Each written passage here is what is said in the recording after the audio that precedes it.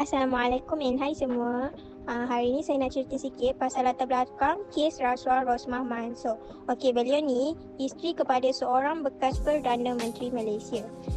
Dan kes ni dia berkaitan projek solar RM 1.25 bilion untuk lebih 300 sekolah luar bandar di Sarawak.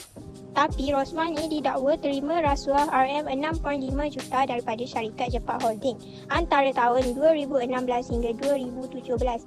Wang tu sepatutnya untuk bantu sekolah, tapi dia salah guna. Kes ini dia menunjukkanlah kenapa pentingnya integriti dalam kepimpinan. Seterusnya, tujuan rasuah dalam kes ini adalah bagi membantu syarikat Jepat Holding mendapatkan kontrak projek tenaga solar kepada Kementerian Pendidikan Malaysia. Antara individu yang terlibat termasuklah Datuk Rizal Mansor, iaitu bekas pengawal khas kepada Rosmah Mansor serta beberapa pengawal kanan daripada syarikat Jepat Holding. Dari segi kesalahan, perbuatan ini melanggar undang-undang di bawah Akta SPRM, bertentangan dengan prinsip integriti serta mencemarkan etika pejabat awam dan tokoh masyarakat. Kesan daripada kes ini ialah telah menimbulkan persoalan serius terhadap penyalahgunaan kuasa, ketulusan kerajaan dan tahap kepercayaan awam terhadap institusi negara. 5 bentuk kesalahan. Yang pertama, menerima suapan 1.25 juta ringgit Malaysia. Ini adalah jelas bentuk rasuah, iaitu menerima wang sebagai balasan membantu sesuatu pihak dapatkan projek kerajaan. Kedua, salah guna kedudukan dan pengaruh. Ini adalah salah guna kuasa, menggunakan kedudukan sebagai isteri Perdana Menteri untuk mempengaruhi keputusan rasmi. Yang ketiga, langgar proses perolehan telus. Ini melibatkan kedua-duanya. Salah guna kuasa iaitu memintas proses, dan rasuah iaitu mendapat imbuhan tidak sah. Yang keempat, cecaskan kepentingan awam. Salah guna kuasa bila keputusan dibuat bukan demi rakyat tetapi demi keuntungan peribadi, satu bentuk pelanggaran integriti. Yang terakhir, langgar etika dan undang-undang, iaitu merangkumi kedua-dua kesalahan rasuah. Menyalahi undang-undang SPRM dan salah guna kuasa melanggar prinsip etika dan tadbir.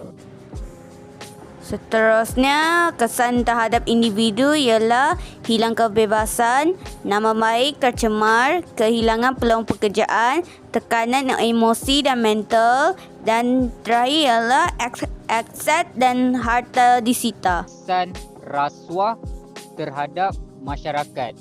Okey, yang pertama, kehilangan kepercayaan awam.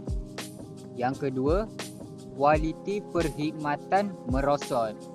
Yang ketiga, pembaziran dana negara. Keempat, budaya rasuah berleluasa. Dan yang terakhir, kelima, merosakkan imej negara. Yang pertama, pentingnya integriti dan ketulusan dalam pengurusan projek awam, terutama yang melibatkan kepentingan rakyat.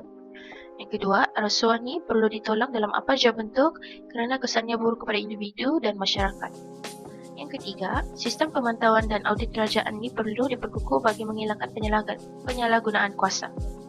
Yang keempat, pendidikan etika profesional dan accountability penting untuk pemimpin dan pegawai. Yang terakhir, kerjasama semua pihak dengan jujur dan beretika boleh mencegah berlakunya kes rasuah di masa hadapan. Seterusnya ialah langkah pencegahan. Yang pertama, menguatkuasakan undang-undang secara tegas.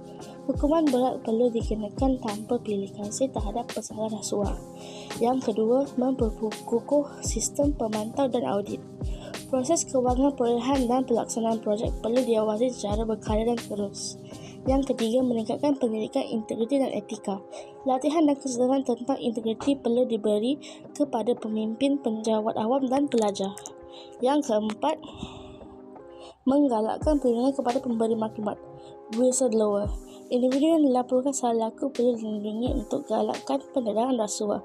Yang kelima, memastikan ketulusan dalam perolehan dan tindak kerajaan. Setiap projek perlu melalui prosedur raku secara terbuka bagi mengelakkan campur tangan luar. Sekian dari saya.